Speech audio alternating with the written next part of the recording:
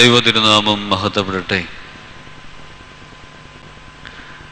കർത്താവിൽ അനുഗ്രഹീതരായ മാതാപിതാക്കന്മാരെ, സഹോദരി സഹോദരങ്ങളെ, കുഞ്ഞുങ്ങളെ, പരിശുദ്ധവും പരിപാവനവുമായ ഈ ദേവാലയത്തിൽ നിന്നുകൊണ്ട് പരിശുദ്ധ പരിമല തിരുമേനിയുടെ മധ്യസ്ഥതയിൽ അഭയപ്പെട്ടുകൊണ്ട് ദൈവത്തിൻ്റെ അളവറ്റ അനുഗ്രഹങ്ങളും കൃപകളും നേടുവാൻ തക്കവണ്ണം കടന്നു വന്നിരിക്കുന്ന വിശ്വാസികളാണ് ഏവരും എന്ന് എനിക്ക് ഉത്തമ ബോധ്യമുണ്ട്.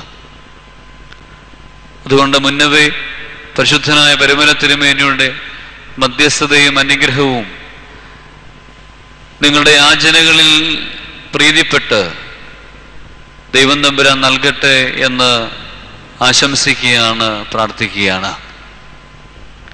പരിശുദ്ധനായ പരിമല തിരുമേനി മത നേതൃത്വത്തിന് അസുലഭമായൊരു മാതൃകയാണ്. ഇന്ന് മത നേതൃത്വത്തോടുള്ള ജനങ്ങളുടെ വിശ്വാസ്യതയ്ക്ക് നന്നേ കോട്ടം സംഭവിച്ചിട്ടുണ്ട്. ജനങ്ങളെ നീതിയുടെയും വിശ്വസ്തതയുടെയും പാഠം പഠിപ്പിക്കുന്നതിൽ പലപ്പോഴും മത നേതൃത്വങ്ങൾ മറന്നു പോകാറുണ്ട്. സ്വന്തം സ്വാർത്ഥ താല്പര്യങ്ങൾ സംരക്ഷിക്കുന്നതിന് വേണ്ടി പലപ്പോഴും മത നേതൃത്വം ശ്രമിക്കുമ്പോൾ അവിടെ പരിശുദ്ധനായ പരിമല തിരുമേനി ഒരു മാതൃകയാണ്.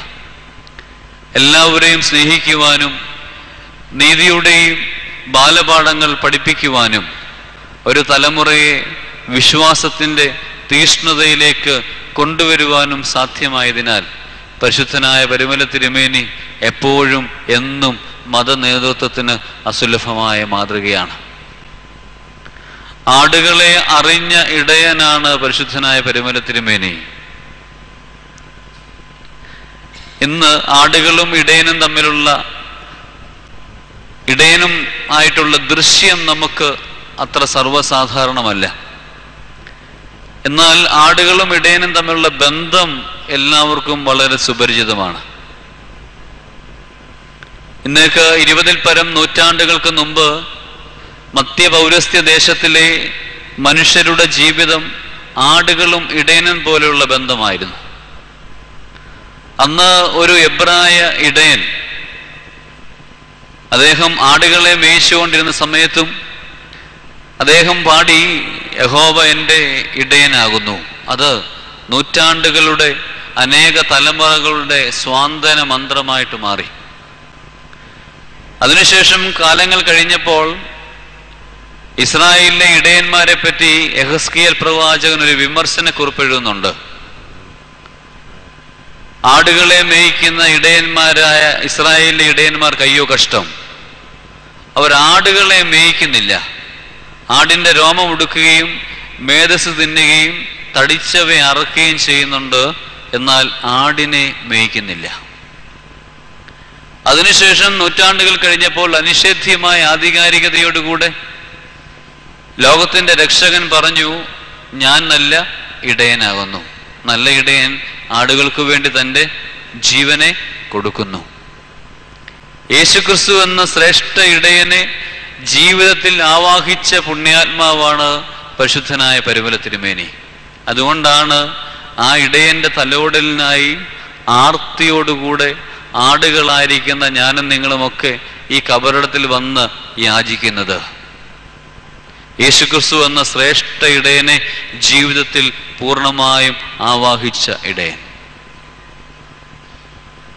അതുകൊണ്ട് സ്നേഹം നിറഞ്ഞവരെ, ഉത്തമ ബോധ്യത്തോടും വിശ്വാസത്തോടും കൂടെ ഈ കബറിടത്തെങ്കിൽ വന്ന് യാചിക്കുന്നവരുടെ യാചനകൾ പരിശുദ്ധ പരിമല തിരുമേനിയുടെ മധ്യസ്ഥതയാൽ ദൈവം പ്രീതിപ്പെട്ട യാചനകൾക്ക് മറുപടി നൽകുന്നു.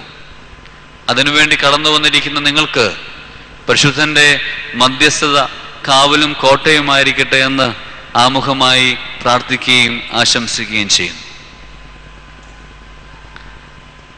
ഇന്ന് ഞാൻ മറ്റൊരു ദേവാലയത്തിൽ പ്രസംഗിച്ച ഒരു വേദഭാഗം തന്നെയാണ്. അതുകൊണ്ട് ആരെങ്കിലുമൊക്കെ ഇവിടെ ഉണ്ടെങ്കിൽ ആവർത്തന വിരസത തോന്നുമെങ്കിൽ നിങ്ങൾ ക്ഷമിക്കണം. ഇന്ന് ഡിസംബർ മാസം അവസാനം മുതൽ ഫെബ്രുവരി മാസം അവസാനം വരെയുള്ളൊരു കാലഘട്ടം എന്ന് പറഞ്ഞാൽ കൺവെൻഷനുകളുടെയും ധ്യാന പ്രസംഗങ്ങളുടെയും ക്രൂസൈഡുകളുടെയും ഒക്കെ ഒരു കാലഘട്ടമാണ്. എവിടെ ചെന്ന് നോക്കിയാലും കൺവെൻഷൻ്റെയും ധ്യാന പ്രസംഗങ്ങളുടെ ഒക്കെ ബാനറുകളും ഫ്ലെക്സുകളും ഒക്കെയാണ് നിറഞ്ഞു നിൽക്കുകയാണ്. ഏവർക്കും സ്വാഗതം, ഇത്രാമത് കൺവെൻഷൻ, ഇത്രാമത് സുവിശേഷ യോഗം, ഇത്ര മണി മുതൽ ഇത്ര മണി വരെ നടത്തപ്പെടുന്നതാണ്, എല്ലാവർക്കും സ്വാഗതം. അതുകൊണ്ട് കൺവെൻഷന്റെയും ധ്യാന പ്രസംഗങ്ങളുടെയും ഒരു അതിപ്രസരമായ കാലഘട്ടത്തിലാണ് ഞാൻ നിങ്ങളും ജീവിക്കുന്നത്. പക്ഷേ എൻ്റെയും സംശയം, നിങ്ങളുടെ എല്ലാവരുടെയും മനസ്സിൽ ആ സംശയമുണ്ട്. ഈ കൺവെൻഷനുകളും ധ്യാന പ്രസംഗങ്ങളും വർദ്ധിക്കുന്നതനുസരിച്ച് നമ്മിലെ നന്മ വർദ്ധിക്കുവാനായിട്ട് സാധ്യമാവുന്നുണ്ടോ? മനുഷ്യനിലെ മനുഷ്യത്വം വർദ്ധിക്കുവാനായിട്ട് ഈ കൺവെൻഷനുകൾ കൊണ്ട് സാധ്യമാകുന്നുണ്ടോ? മനുഷ്യനിലെ മനുഷ്യത്വം വർദ്ധിക്കുമ്പോഴാണ് കൺവെൻഷനുകളും ധ്യാന പ്രസംഗങ്ങളും ക്രൂസൈഡുകളും ഒക്കെ അതിൻ്റെ അർത്ഥവത്തായി തീരുന്നത്. എനിക്കിനിയും കുറെ ഏറെ നന്നാകുവാനായിട്ടുണ്ട്, ഞാൻ ഇനിയും കുറെ ഏറെ മെച്ചപ്പെടുവാനായിട്ടുണ്ട് എന്നുള്ളൊരു തീരുമാനം ഹൃദയാന്തർഭാഗത്തു നിന്ന് എടുക്കപ്പെടുമ്പോഴാണ് കൺവെൻഷനുകളും ധ്യാന പ്രസംഗങ്ങളും ഒക്കെ അർത്ഥവത്തായി തീരുന്നത്.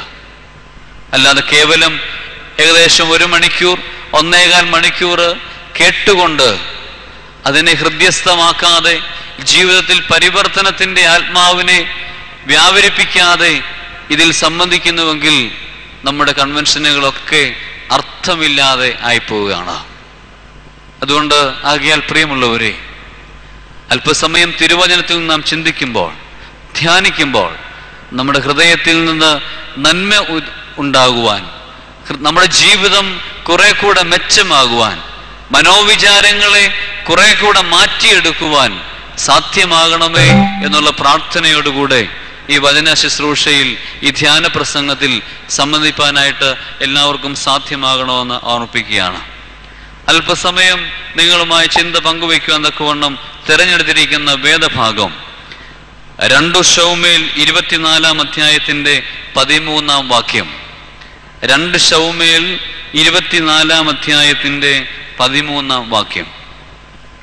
അവിടെ ഇപ്രകാരം കാണുന്നു: ഗാദ് ദാവീദിന്റെ അടുക്കൽ ചെന്ന് അവനോട് അറിയിച്ചു, നിന്റെ ദേശത്ത് 7 സംവത്സരത്തെ ക്ഷാമം ഉണ്ടാകുകയോ അല്ലെങ്കിൽ 3 മാസം നിന്റെ ശത്രുക്കൾ നിന്നെ പിന്തുടരുകയും നീ അവരുടെ മുമ്പിൽ നിന്ന് ഓടിപ്പോവുകയും ചെയ്യുകയോ അല്ലെങ്കിൽ നിന്റെ ദേശത്ത് 3 ദിവസത്തെ മഹാമാരി ഉണ്ടാകുകയോ എന്തു വേണം?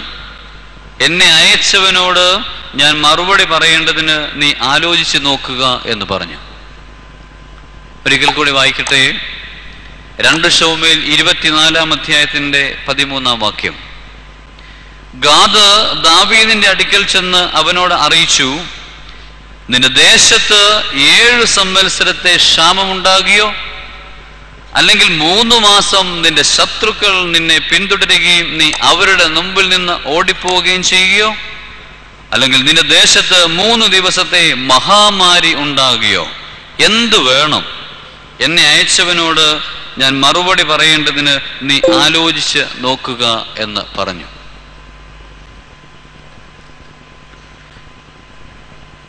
ഈ വാക്യത്തിന്റെ പശ്ചാത്തലത്തിലേക്ക് നമുക്ക് പ്രവേശിക്കാം. ക്രിസ്തീയ പശ്ചാത്തലത്തിൽ നിന്ന് മലയാള ഭാഷയിലേക്ക് ചേക്കേറിയ ഒരു പദമാണ് ഒരു കുമ്പസാരം എന്ന് പറയുന്നത്. എല്ലാവർക്കും വളരെ അറിയാവുന്ന ഒരു പദമാണ് കുമ്പസാരം. പശ്ചാത്തപിച്ച് ഏറ്റുപറയുക എന്നുള്ളതാണ് അതിൻ്റെ പൊതുവായ അർത്ഥമെങ്കിലും ബാഹ്യമായ തലത്തിൽ ചിന്തിക്കുമ്പോൾ അനുഭവ തലത്തിൽ ആഴമായ അർത്ഥവും ജീവിത സ്വാധീനവും കുമ്പസാരം എന്ന പദത്തിന് ഉണ്ട്. പരിശുദ്ധ എപ്പിസ്കോപ്പൽ സഭകളിൽ ഈ ശുശ്രൂഷയെ പറ്റി, അതിൻ്റെ ആചരണത്തെ പറ്റി, അതിൻ്റെ അനുഷ്ഠാനത്തെ പറ്റി വ്യത്യസ്തമായ പാരമ്പര്യങ്ങളും ചിന്താഗതികളും ഉണ്ട് എങ്കിലും പൊതുവായ അർത്ഥത്തിൽ ആത്മശരീര മനസ്സുകളുടെ കഴുകലിന് വേണ്ടി നിർവഹിക്കപ്പെടുന്ന ഒരു ശുശ്രൂഷയാണ് വിശുദ്ധ കുമ്പസാരം. കർത്താവിന്റെ തിരുശരീര രക്തങ്ങളിൽ പങ്കെടുക്കുന്നതിനുള്ള അർഹത ലഭിക്കുന്നതിന് വേണ്ടി നിർവഹിക്കപ്പെടുന്ന ഒരു ശുശ്രൂഷയാണ് വിശുദ്ധ കുമ്പസാരം. ഈ ശുശ്രൂഷ ഹൃദയാന്തർഭാഗത്തിൽ നിന്ന് തുടർച്ചയായി ഉണ്ടാകേണ്ട ഒരു അനുഭവമാണ്. ഇപ്രകാരം ഹൃദയാന്തർഭാഗത്തു നിന്ന് തുടർച്ചയായി ഈ അനുഭവത്തിലേക്ക് കടന്നു വരുന്ന ഒരു വിശ്വാസിയെ സംബന്ധിച്ചിടത്തോളം ഏതു സാഹചര്യത്തിലും പിടിച്ചു നിൽക്കുവാനും ജീവിതത്തിൽ മാനസാന്തരത്തിന്റെ ഫലങ്ങൾ പുറപ്പെടുവിക്കുവാനും കഴിയും എന്നുള്ള കാര്യത്തിൽ യാതൊരു സംശയവുമില്ല. ഇവിടെ നമ്മുടെ പശ്ചാത്തലത്തിലേക്ക്, വേദഭാഗത്തിലേക്ക് നമ്മൾ ചിന്തിക്കുമ്പോൾ ഒരു രാജാവിൻ്റെ വൈകിയ കുമ്പസാരമാണ് പ്രസ്തുത വേദഭാഗം.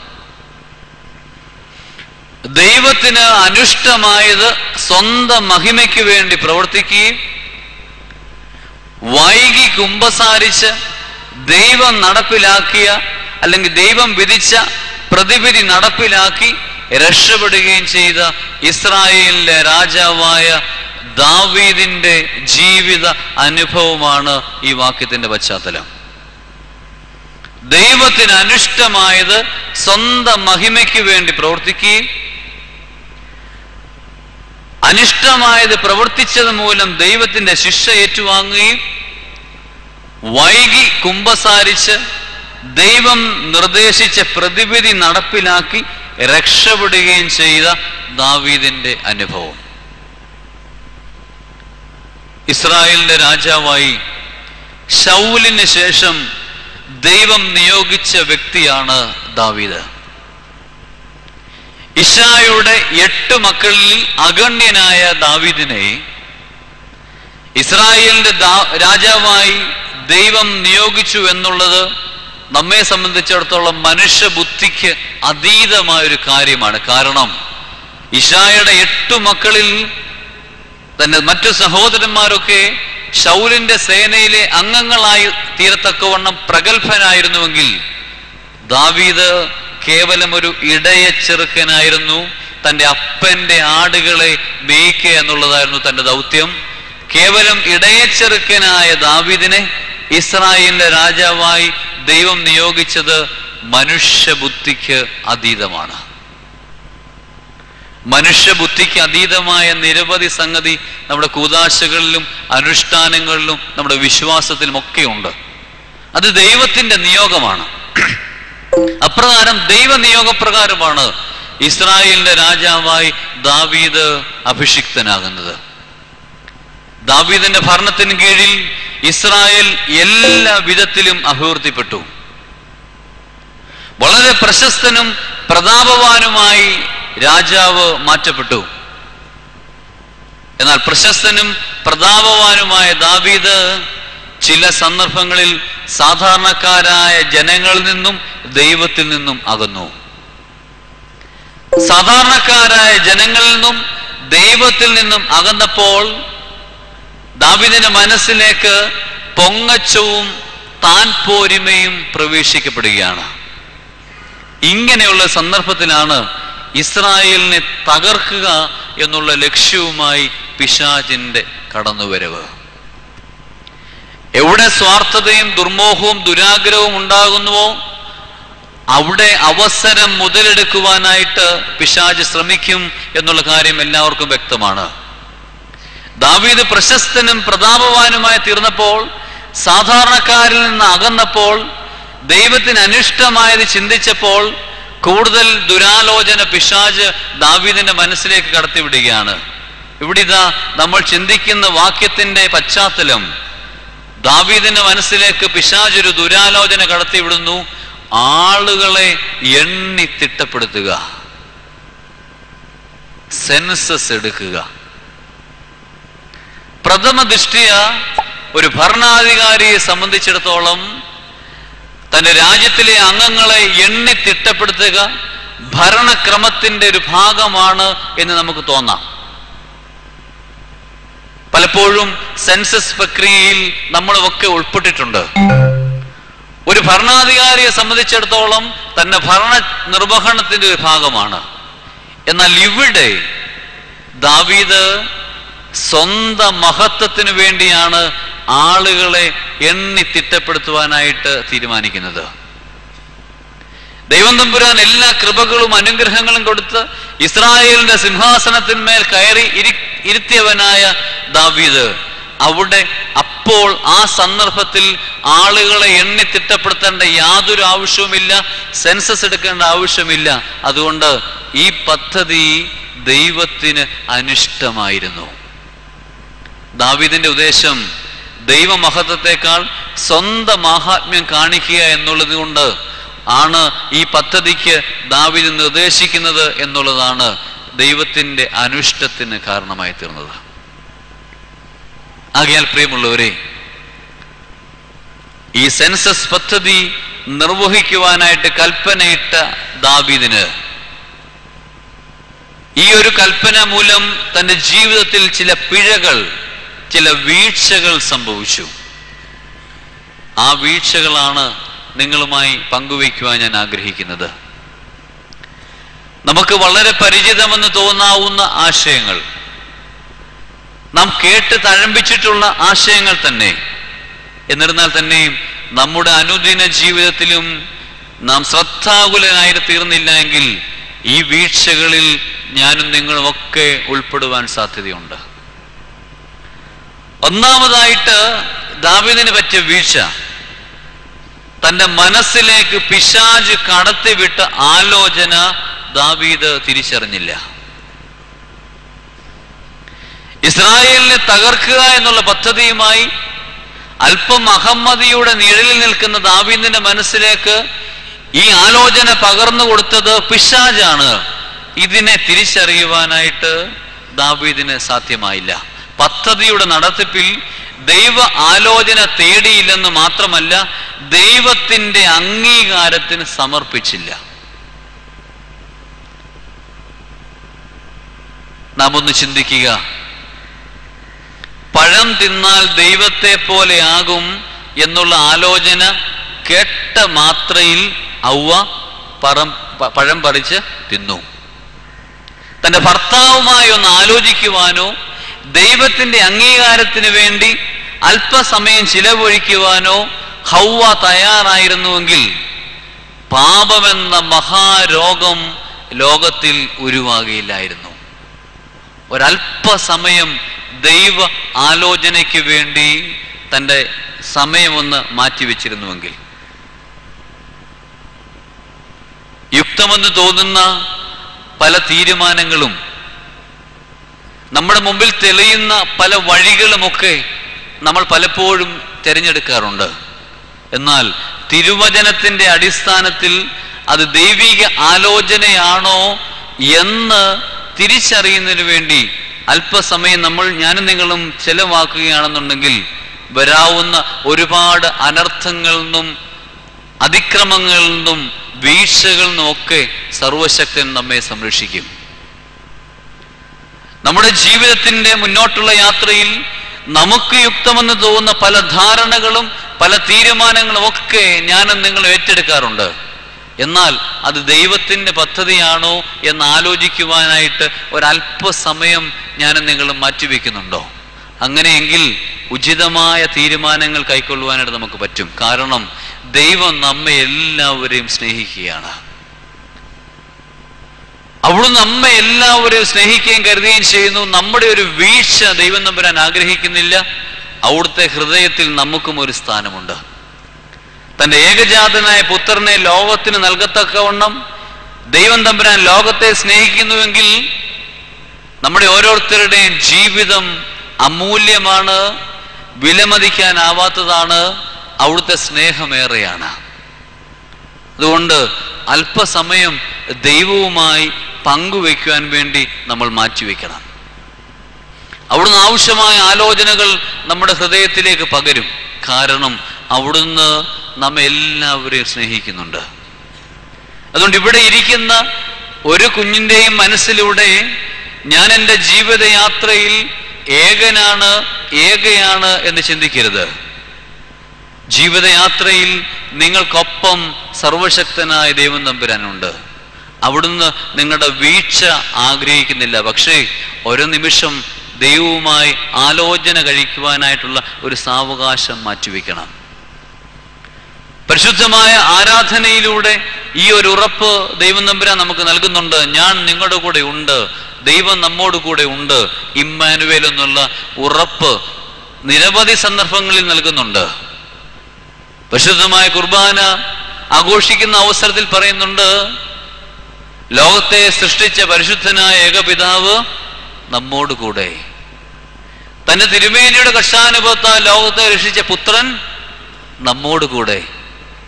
സകലത്തെയും പൂർണ്ണമാക്കുന്ന പരിശുദ്ധ റൂഹ നമ്മോട് കൂടെ. ഇതിൽ പരം ഒരു ഉറപ്പ് എന്തിനാണ് പ്രിയമുള്ളവരെ? ഇതിൽ കൂടുതൽ ഉറപ്പ് നമുക്ക് എന്ത് വേണം? ദൈവം നമ്മോട് കൂടെ ഏതവസ്ഥയിലും നമ്മെ താങ്ങുവാനും നമ്മെ സഹായിക്കുവാനായിട്ടുണ്ട്. 3 ദൃഷ്ടാന്തങ്ങൾ നിങ്ങളുമായി പങ്കുവയ്ക്കാൻ ആഗ്രഹിക്കുകയാണ്. താഴെ വീണാൽ പൊട്ടിച്ചിന്നി ചിതറാവുന്ന ഒരു സാധനം മേളിൽ നിന്ന് താഴോട്ട് വീഴുമ്പോൾ കൈനീട്ടി പിടിക്കുകയാണെങ്കിൽ ആ സാധനം സുരക്ഷിതമായിരിക്കും. നമ്മുടെ ജീവിതയാത്രയിൽ പിതാവാൻ ദൈവത്തിന്റെ കരങ്ങളിൽ സുരക്ഷിതമാണ് ഇപ്രകാരം ഞാനും നിങ്ങളും. വീഴുന്ന അവസ്ഥയിൽ എത്രയോ തവണ അദ്ദേഹം തൻ്റെ 2 കരങ്ങളും നീട്ടി നമ്മെ ഓരോരുത്തരെയും സംരക്ഷിച്ചിട്ടുണ്ട്. രണ്ടാമത്തെ ദൃഷ്ടാന്തം, നടക്കുവാനായിട്ട് ആരംഭിക്കുന്ന കുഞ്ഞുങ്ങളുടെ നടപ്പ് നിങ്ങൾ ശ്രദ്ധിച്ചാൽ അറിയാം. വ്യക്തമായി പാദങ്ങൾ മുഴുവൻ നിലത്ത് പതിയുന്നില്ല. ഉപ്പൂറ്റി നിലത്ത് സ്പർശിക്കും, കാലിന്റെ വിരലുകൾ സ്പർശിക്കും. പാദങ്ങൾ പൂർണ്ണമായും നിലത്ത് പതിയാത്തത് കൊണ്ട് പൊങ്ങിയും ചാടിയുമാണ് ഈ കുഞ്ഞ് നടക്കുന്നത്. വളരെ ശ്രദ്ധയോടുകൂടി ഈ കുഞ്ഞിന്റെ ഓരോ ചുവടുകളും അമ്മ ശ്രദ്ധിക്കും. കുഞ്ഞ് വീഴുവാനായിട്ടൊരുങ്ങുമ്പോൾ ആ 2 കരങ്ങളിലും പിടിച്ച് അമ്മ തൻ്റെ കുഞ്ഞിനെ സംരക്ഷിക്കും. എത്രയോ വീഴ്ചകളിൽ പുത്രൻ തമ്പുരാൻ നമ്മളെ രക്ഷിച്ചിട്ടുണ്ട് പ്രിയമുള്ളവരെ. വീഴുവാനായിട്ട് ഒരുങ്ങിയ നിരവധി സന്ദർഭങ്ങളിൽ അവിടുത്തെ കരങ്ങൾ കൊണ്ട് നമ്മെ സംരക്ഷിച്ചിട്ടുണ്ട്. അവിടുന്ന് നമ്മോട് കൂടെ ഉണ്ട്. മൂന്നാമത്തെ ദൃഷ്ടാന്തം എല്ലാവർക്കും സുപരിചിതമാണ്. നാളികേരം, തേങ്ങ.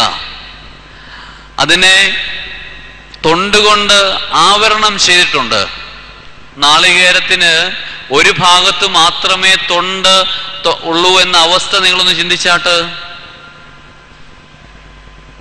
തെങ്ങിൽ നിന്ന് അങ്ങനെയാണെങ്കിൽ ഈ തേങ്ങ താഴെ വീഴുമ്പോൾ തൊണ്ടില്ലാത്ത ഭാഗം നിലത്ത് സ്പർശിക്കുകയാണെങ്കിൽ അത് പൊട്ടിപ്പോകും. എന്തിനാണ് തമ്പുരാൻ നാളികേരത്തിന് ഇത്ര പൂർണ്ണമായിട്ടൊരു കവറിങ് കൊടുത്തിരിക്കുന്നത്? അതിനെ സുരക്ഷിതമായി സംരക്ഷിക്കുന്നതിന് വേണ്ടിയാണ്. ഞാനും നിങ്ങളും പരിശുദ്ധ മൂറോനാൽ മാമോദീസ കൂദാശയിൽ മൂറോനാൽ ആവരണം ചെയ്തിട്ടുള്ളവരാണ്. നമ്മെ എല്ലാവരെയും സംരക്ഷിക്കുന്നത്, നമ്മെ സുരക്ഷിതമായി സൂക്ഷിക്കുന്നത് പരിശുദ്ധാത്മാവാണ്. അപ്പോൾ പിതൃപുത്ര പരിശുദ്ധാത്മാവായ ദൈവം ഏതു നിമിഷത്തിലും നമ്മെ സംരക്ഷിക്കുന്നവനാണ്, നമ്മെ കരുതുന്നവനാണ്, നമ്മെ സ്നേഹിക്കുന്നവനാണ്. പക്ഷേ ആ ദൈവത്തോട് ആലോചന കഴിക്കുക എന്നുള്ളത് നമ്മുടെ ഓരോരുത്തരുടെയും ഉത്തരവാദിത്വമാണ്. ദൈവം നമ്മെ സ്നേഹിക്കുന്നുവെങ്കിൽ ദൈവത്തോട് ചേർന്ന് നടക്കുവാൻ തക്കവണ്ണം ഞാനും നിങ്ങളും ബാധ്യസ്ഥരാണ്. പലപ്പോഴും എന്നെ ഭരിക്കുന്ന ഒരു ചിന്താഗതി ഉണ്ട്. യെരുശലേമിലേക്കുള്ള യേശു തമ്പുരാന്റെ യാത്ര, അദ്ദേഹം ഒരു കഴുതയുടെ പുറത്ത് കയറി യെരുശലേമിലേക്ക് പോകുന്നു. ക്രിസ്തുവിനെ വഹിച്ച കഴുതയുടെ പുറത്തിരിക്കുന്ന യേശു തമ്പുരാന്റെ പാദങ്ങളാണോ കഴുതയുടെ പാദങ്ങളാണോ മണ്ണിനെ സ്പർശിക്കുന്നത്? കഴുതയുടെ പാദങ്ങൾ തന്നെ, യാതൊരു സംശയവുമില്ല. കർത്താവിന്റെ വാഹനമായി തീരുവാൻ തക്കവണ്ണം കഴുതയെ അവിടെ തിരഞ്ഞെടുത്തതുപോലെ ഇന്നും കർത്താവ് എന്നെയും നിങ്ങളെയും വാഹനമാക്കുവാനായിട്ട് ആഗ്രഹിക്കുന്നുണ്ട്. ഉദ്ദേശിക്കുന്ന സ്ഥലത്തും ഉദ്ദേശിക്കുന്ന സ്ഥാനത്തും ഉദ്ദേശിക്കുന്ന സമയത്തും ദൈവത്തിന് കടന്നു ചെല്ലുവാൻ, ക്രിസ്തുവിന് കടന്നു ചെല്ലുവാൻ, നമ്മളെ വാഹനമാക്കുവാൻ കർത്താവ് ആഗ്രഹിക്കുന്നു. പ്രാർത്ഥനയുടെ ആത്മാവുമായി ഏകാന്തതയിൽ ഇരിക്കുന്ന ഒരുവന്റെ അടുക്കിലേക്ക് നമ്മൾ കടന്നു ചെല്ലുമ്പോൾ കർത്താവ് നമ്മുടെ കാലുകളെ വാഹനമാക്കുകയാണ്. പ്രിയമുള്ളവരെ, ഹൃദയത്തിൽ ആത്മാർത്ഥതയും ആത്മാർത്ഥമായ പ്രാർത്ഥനയുമായി ഒരുവന്റെ കണ്ണുനീര് നമ്മൾ ഒപ്പുമ്പോൾ നമ്മുടെ കരങ്ങളെ കർത്താവ് തൻ്റെ സ്വാന്തനമേറുന്ന, സൗഖ്യമേറുന്ന, ആശ്വാസമേറുന്ന കരങ്ങളാക്കി മാറ്റുകയാണ്. കർത്താവ് നമ്മളെ വാഹനമായി ഉപയോഗിക്കുവാൻ, തനിക്കിഷ്ടമുള്ള സമയത്തും സ്ഥാനത്തും സ്ഥലത്തും കടന്നു ചെല്ലുവാൻ നമ്മളെ കർത്താവ് ആഗ്രഹിക്കുന്നുണ്ട്. അത്രമാത്രം അവിടുന്ന് നമ്മളെ സ്നേഹിക്കുന്നു. ആ യെരുശലേമിലേക്കുള്ള യാത്രയുടെ അവസാന ഭാഗത്തേക്ക് നിങ്ങൾ ശ്രദ്ധിക്കുക. കഴുതയുടെ പുറത്ത് കയറി എഴുന്നള്ളുന്നവനായ യേശു തമ്പുരാൻ യെരുശലേം പട്ടണത്തിലേക്ക് പ്രവേശിക്കുമ്പോൾ കർത്താവിനെ സ്വീകരിക്കുവാൻ തക്കവണ്ണം ജനങ്ങൾ പുറങ്കുപ്പായങ്ങളും പട്ടുവസ്ത്രങ്ങളും കുരുത്തോലകളും വൃക്ഷത്തിന്റെ തലപ്പുകളും ഒക്കെ റോഡിൽ വിതറി. അതുവരെ കഴുതയുടെ കാല് മണ്ണിനെയാണ് സ്പർശിച്ചിരുന്നതെങ്കിൽ കർത്താവിനെ വഹിച്ചതോടുകൂടി കഴുതയുടെ നഗ്നപാദങ്ങൾക്ക് സ്പർശിക്കുവാൻ കിട്ടിയത് എന്താണ് പ്രിയമുള്ളവരെ? മേൽത്തരം വസ്ത്രങ്ങളും ഉടയാളുകളും കുരുത്തോലകളും കഴുതയുടെ കാലിന് കിട്ടി. മുല്ലപ്പൂമ്പൊടി ഏറ്റുകിടക്കും കല്ലിനുമുണ്ടൊരു സൗരഭ്യം. ക്രിസ്തുവിനെ വഹിച്ചതോടുകൂടെ കഴുതയ്ക്ക് പോലും ഉണ്ടായ മാന്യം നമുക്കും ക്രിസ്തുവിനെ വഹിക്കുമ്പോൾ മാത്രമാണ് ഈ മാനവും പുകഴ്ചയും ഒക്കെ നമുക്ക് ലഭിക്കുന്നത്. ആശ്ചര്യ ചൂടാമണി എന്ന ഒരു സംസ്കൃത നാടകമുണ്ട്. അവിടെ ആ നാടകത്തിൽ ഇപ്രകാരം കാണുന്നു: വനവാസം നടത്തുന്ന ശ്രീരാമനും ലക്ഷ്മണനും സീതയും. അവിടെ ആശ്രമത്തിൽ പൂജാകർമ്മങ്ങൾ ചെയ്ത് ജീവിക്കുന്ന സന്യാസിമാരുണ്ട്. അവരെ ശല്യപ്പെടുത്തിക്കൊണ്ടിരുന്ന രാക്ഷസന്മാരുണ്ടായിരുന്നു. ഈ രണ്ട് രാക്ഷസന്മാർ എപ്പോഴും സന്യാസിമാർക്ക് ശല്യമാണ്. അതുകൊണ്ട് ശ്രീരാമൻ ഈ രണ്ട് രാക്ഷസന്മാരെ വധിച്ചതിന് ശേഷം അവരെ വധിച്ച വിവരം സന്യാസിമാരെ അറിയിക്കുവാനായിട്ട് തൻ്റെ സഹോദരനായ ലക്ഷ്മണനെ പറഞ്ഞു വിടുന്നുണ്ട്. ലക്ഷ്മണൻ സന്യാസിമാരുടെ അടുക്കൽ ചെന്ന് ഈ വിവരം പറഞ്ഞതിന് ശേഷം തിരികെ ജ്യേഷ്ഠ സഹോദരന്റെ അടുക്കിലെത്തി. ശ്രീരാമന്റെ അടുക്കിലെത്തിയ ലക്ഷ്മണനോട് ശ്രീരാമൻ ചോദിക്കുന്നുണ്ട്, സന്യാസിമാർ എന്തെങ്കിലും എന്നോട് പറയത്തക്കവണ്ണം പറഞ്ഞോ? അവരുടെ ക്ഷേമം എങ്ങനെയുണ്ട്? അപ്പോൾ ലക്ഷ്മണന്മാർ പറയുന്നു, അങ്ങേക്ക് നൽകുവാനായിട്ട് ഒരു സന്ദേശം എൻ്റെ കയ്യിൽ തന്നുവിട്ടിട്ടുണ്ട്. ഇത് കേട്ട മാത്രയിൽ അവിടെ ഇരുന്ന ശ്രീരാമൻ എഴുന്നേറ്റ് നിന്ന് ലക്ഷ്മണനെ വന്ദിക്കുകയാണ്. എന്താണ് പ്രിയമുള്ളവരെ ശ്രീരാമൻ ലക്ഷ്മണനെ വന്ദിക്കുവാനായിട്ടുള്ള കാരണം? തൻ്റെ അനുജനെ അവിടെ വന്ദിക്കേണ്ട ഒരാവശ്യവുമില്ല. എന്നാൽ തനിക്ക് ഗുരുതുല്യമായ സന്യാസിമാരുടെ സന്ദേശം ലക്ഷ്മണൻ വഹിച്ചിരിക്കുന്നതിനാൽ ലക്ഷ്മണന് പോലും മാന്യതയാണ്. ക്രിസ്തുവിനെ വഹിച്ചതിനാൽ കഴുതയ്ക്ക് പോലും മാന്യത ലഭിച്ചതുപോലെ ക്രിസ്തുവിനെ വഹിക്കുമ്പോൾ മാത്രമാണ് നമുക്കും മാന്യതയും പുകഴ്ചയും ലഭിക്കുന്നത്. സഭ ക്രിസ്തുവിൻ്റെ വാഹനമാണ്. അങ്ങനെയെങ്കിൽ സഭാമക്കളായിരിക്കുന്ന ഞാനും നിങ്ങളും അവിടുന്ന് ആഗ്രഹിക്കുന്ന സമയത്തും സ്ഥലത്തും കടന്നു ചെല്ലുവാനൊക്കെ വണ്ണം അവിടുത്തെ വാഹനങ്ങളായി ഞാനും നിങ്ങളും മാറ്റപ്പെടണം. അവിടുന്ന് അത്രമാത്രം നമ്മെ സ്നേഹിക്കുകയും കരുതുകയും ചെയ്യുന്നുണ്ട്. അതുകൊണ്ട് നമുക്ക് യുക്തമായ ആലോചനകളും നമ്മുടെ മുമ്പാകെ തെളിയപ്പെടുന്ന വഴികളും ദൈവത്തിൻ്റെ ഹിതമാണോ എന്ന് ചിന്തിക്കാതെ ഒരു കാര്യം പോലും പ്രവർത്തിക്കുവാനായിട്ട് മുതിരരുത്. ദാവീദിന് പറ്റിയ വീഴ്ച ഇതാണ്. സെൻസസ് എടുക്കുക എന്നുള്ള പദ്ധതി തൻ്റെ മനസ്സിലേക്ക് വന്നപ്പോൾ അത് പിശാച് കൊണ്ടുവന്ന പദ്ധതിയാണോ ദൈവം കൊണ്ടുവന്ന പദ്ധതിയാണോ എന്ന് ആലോചിക്കുവാനായിട്ട് ദാവീദ് സമയം ചെലവഴിച്ചില്ല. വളരെ പ്രസിദ്ധനായ ഒരു വേദശാസ്ത്രജ്ഞൻ റോബർട്ട് എച്ച് ഷുള്ളർ അദ്ദേഹം പറയുന്നു, എപ്പോഴും നിങ്ങളെ സഹായിക്കുകയും ഒരിക്കലും നിങ്ങളെ കൈവിടാതിരിക്കുകയും ചെയ്യുന്ന ഒരു വ്യക്തിയുമായുള്ള ബന്ധം പൂർവാധികം ശക്തമാക്കുക. അദ്ദേഹത്തിന്റെ പേരാണ് യേശുക്രിസ്തു. പ്രാർത്ഥിക്കുക, കണ്ണു തുടയ്ക്കുക, അദ്ദേഹത്തോട് സംസാരിക്കുക. നിശബ്ദത പാലിച്ച് നിങ്ങളോട് അദ്ദേഹത്തിന് സംസാരിക്കുവാൻ അവസരം കൊടുക്കുക. പലപ്പോഴും നമ്മൾ അദ്ദേഹത്തോട് ആവശ്യപ്പെടുന്നതല്ലാതെ അദ്ദേഹത്തിന് നമ്മോട് സംസാരിക്കാനുള്ള ഒരു ക്ഷമ നമ്മൾ പലപ്പോഴും കൊടുക്കാറില്ല. ആവശ്യങ്ങൾ പറഞ്ഞതിന് ശേഷം നമ്മൾ ഇറങ്ങി പോരും. എന്നാൽ അവിടുന്ന് നൽകുന്ന എന്തെങ്കിലും മറുപടി ഉണ്ടോ എന്ന് നമ്മൾ ശ്രദ്ധിക്കാറില്ല. അതാ പറയുന്നത്, നിശബ്ദത പാലിച്ച് നിങ്ങളോട് അദ്ദേഹത്തിന് സംസാരിക്കുവാനുള്ള അവസരം കൊടുക്കുക.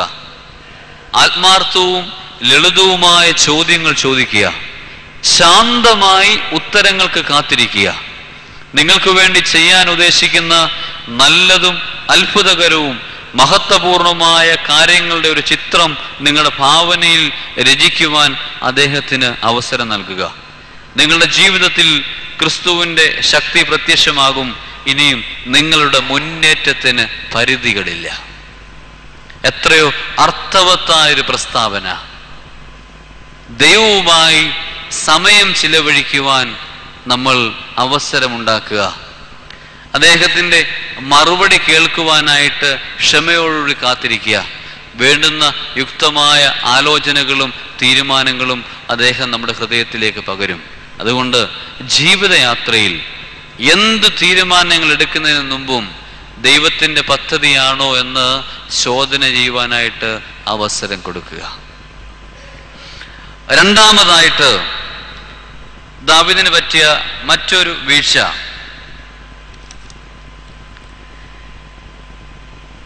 ദാവീദ് തനിക്ക് ലഭിച്ച കൃപകളെയും സ്രോതസ്സുകളെയും സ്വന്തം മഹത്വത്തിനു വേണ്ടി വിനിയോഗിക്കുന്നു. തനിക്ക് ലഭിച്ച സ്രോതസ്സുകളും തനിക്ക് ലഭിച്ച കൃപകളും സ്വന്തം മഹത്വത്തിനു വേണ്ടി വിനിയോഗിക്കുകയാണ്. നാം ഓർക്കുക, ഒരു സെൻസസ് പദ്ധതി നിർവഹിക്കണമെങ്കിൽ മനുഷ്യ വിഭവശേഷി ആവശ്യമാണ്, ഖജനാവിലെ സമ്പത്ത് ആവശ്യമാണ്, വളരെയേറെ സമയം ആവശ്യമാണ്. അപ്പോൾ തനിക്ക് ലഭിച്ചിരിക്കുന്ന സമയവും സമ്പത്തും മനുഷ്യ വിഭവശേഷിയും പ്രജകളുടെ നന്മയ്ക്കും ദൈവത്തിന്റെ മഹത്വത്തിനു വേണ്ടി വിനിയോഗിക്കേണ്ടിയിരുന്ന ദാവീദ് തനിക്ക് ലഭിച്ച സമ്പത്തും തനിക്ക് ലഭിച്ച സമയവും സ്വന്തം മഹത്വത്തിനായിട്ട് വിനിയോഗിക്കുന്നു. ഇവിടെയാണ് പരിശുദ്ധനായ പൗലോസ്ലീഹായുടെ ജീവിത ശ്രേഷ്ഠത ഞാനും നിങ്ങളും മാതൃകയാക്കേണ്ടത്. പരിശുദ്ധനായ പൗലോസ്ലീഹ എല്ലാവർക്കും അറിയാം, 22 സ്ഥലങ്ങളിൽ പോയി സഭ സ്ഥാപിച്ചവനാണ്. അണലി കടിച്ചപ്പോൾ കുടഞ്ഞെറിഞ്ഞവനാണ്. തന്റെ വസ്ത്രം ഊരി ഇട്ടിടത്ത് പോലും തൊട്ടവർക്ക് സൗഖ്യം ലഭിച്ചു. അത്രമാത്രം കൃപയുള്ളവനാണ്. എബ്രായക്കാരിൽ എബ്രായനാണ്, ബെന്യാമിൻ ഗോത്രക്കാരനാണ്. അറിവിന്റെ നിഖേധമാണ് പൗലോസ്ലീഹ.